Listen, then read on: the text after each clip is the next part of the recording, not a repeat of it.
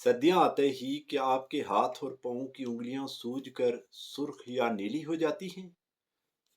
क्या खारिश और जलन की वजह से आपका सुकून बर्बाद हो जाता है? आम तौर पर लोग इसे मामूली समझकर नज़रअंदाज कर देते हैं या फिर सिर्फ क्रीमों पर गुजारा करते हैं।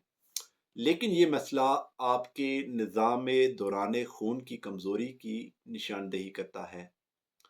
आज मैं आपको बताऊंगा कैसे आप इस तकलीफ से मुस्तकिल निजात पा सकते हैं।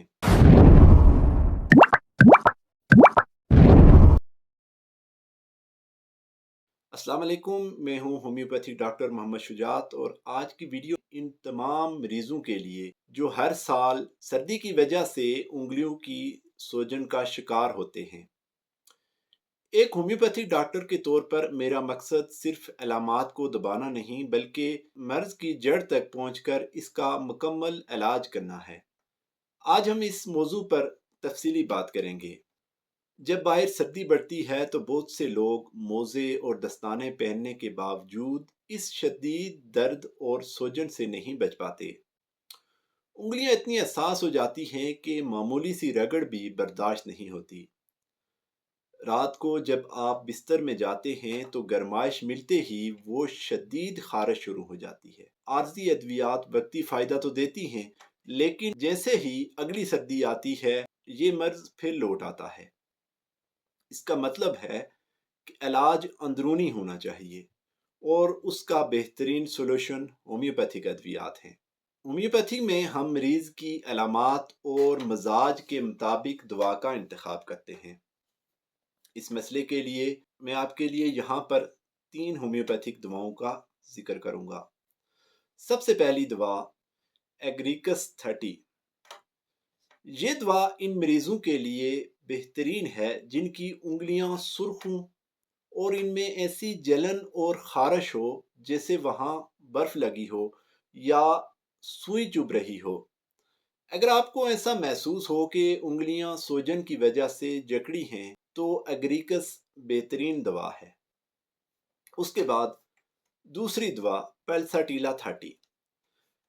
अगर आपकी तकलीफ रात के वक्त बिस्तर की गर्मी से बढ़ जाती है और आपको सुकून के लिए पाँव लाफ से बाहर निकालने पड़ते हैं तो पल्साटीला दवा है। ये खून की नालियों के फैलाव को कंट्रोल करती है। उसके बाद तीसरी दवा एब्रोटिनम 30। अगर सोजन के साथ उंगलियां नीली माइल हो रही हों और दर्द शदीद हो तो एब्रोटिनम खून की गर्दिश को बेहतर बनाकर सोजश को ख़त्म करती है। लेकिन याद रखें, अद्वियात की ताकत और खुराक का तयन मरीज की उम्र और शिद्दत मर्ज के मुताबिक किया जाता है, इसलिए बेहतरीन मशवरा बहुत ज़रूरी है।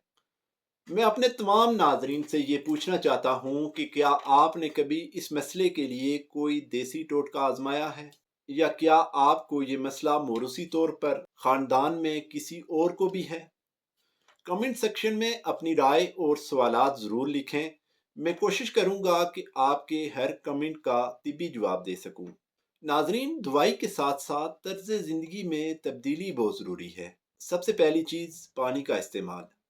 सर्दियों में हम पानी पीना छोड़ देते हैं जिससे खून गाढ़ा हो जाता है, इसलिए ज़रूरी है कि सर्दियों में नीम गर्म पानी पीने की आदत डालें। दूसरी चीज़, बराह रास्त हीटर से बचें। ठंडे हाथ कभी भी बराह रास्त हीटर के आगे ना ले जाएं, इससे थर्मल शॉक लगता है और सूजन बढ़ जाती है। तीसरी चीज़ है वर्जिश। उंगलियों की हल्की वर्जिश करें ताकि खून का बहाव सिरों तक बरकरार रहे। नाजरीन, सर्दी की ये तकलीफ अब आपका मुकद्दर नहीं रहेगी। अगर आप इस तरीका इलाज को अपनाते हैं तो इंशाअल्लाह अगले साल आपको ये शिकायत दोबारा नहीं होगी।